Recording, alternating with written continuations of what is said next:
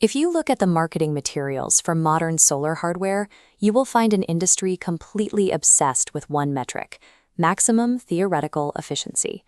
Everyone is selling the promise of capturing and keeping every possible drop of sunlight.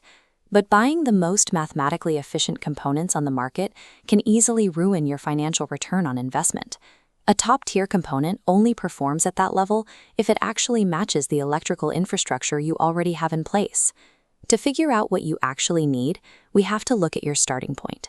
Buyers usually fall into one of three distinct profiles: the retrofitter, who already has solar panels on their roof; the clean slate builder, who is starting a large project from scratch; and the budget off-gridder, who just wants to power a cabin or an RV.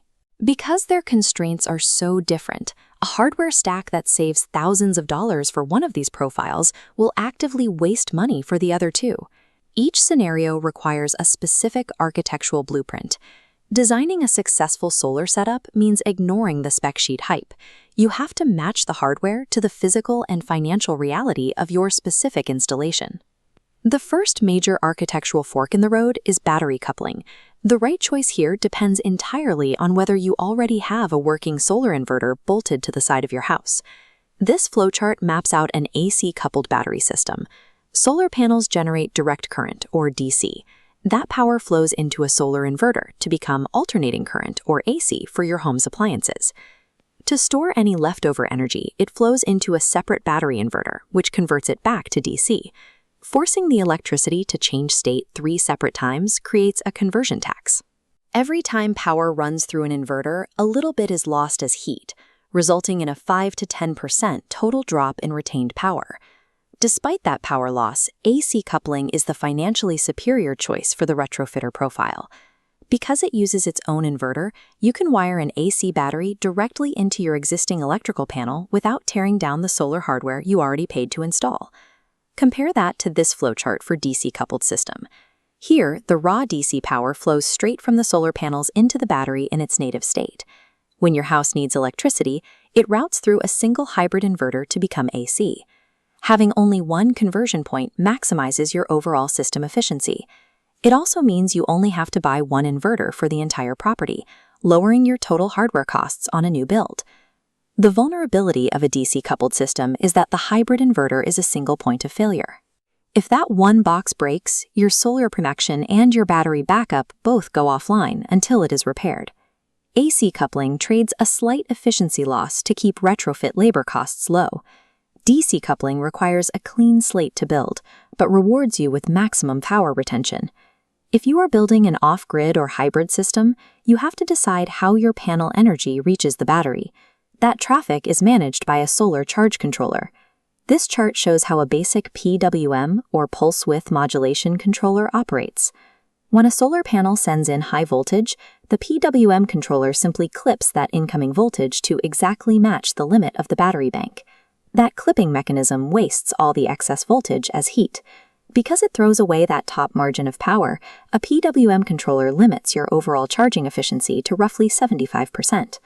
This graph compares that baseline against an MPPT, or maximum power point tracking controller. Instead of clipping the excess voltage, the MPPT circuitry actively converts it into a higher charging current. This allows the system to capture up to 97% of the panel's potential energy. That conversion ability becomes highly lucrative in the winter. Solar panels naturally generate higher voltages in freezing temperatures.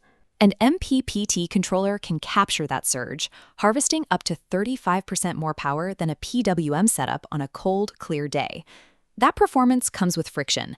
MPPT units cost significantly more upfront, require thicker wire sizing to handle the increased current, and demand specific programming to match your battery chemistry. If you are building a large array, paying the premium for an MPPT controller is mandatory to avoid wasting massive amounts of power.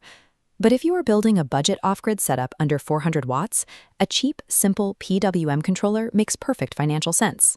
The physical environment around your property can severely limit the lifespan of your hardware. For example, a chronic daily shadow from a chimney or a neighbor's tree creates a serious mechanical problem. This circuit diagram shows an internal component called a bypass diode. When a block of solar cells falls into the shade, it stops producing power. To keep the rest of the panel working, the bypass diode forces the electrical current to skip over those dead cells. Those diodes are meant for occasional use. If a permanent obstruction forces a bypass diode to activate every single afternoon, it will eventually overheat and permanently fail, taking a third of your panel's output with it. Installing a highly efficient string inverter system in a permanently shaded environment forces the hardware into accelerated physical destruction.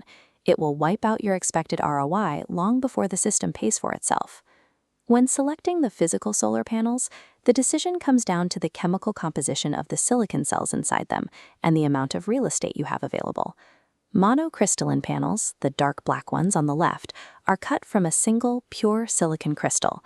This uniform structure allows electrons to flow freely without hitting physical borders.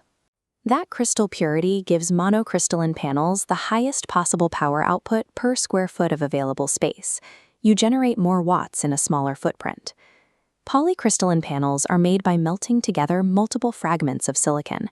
Those fragment borders create physical resistance for the electrons, which lowers the panel's overall power efficiency. This chart plots the resulting trade-off.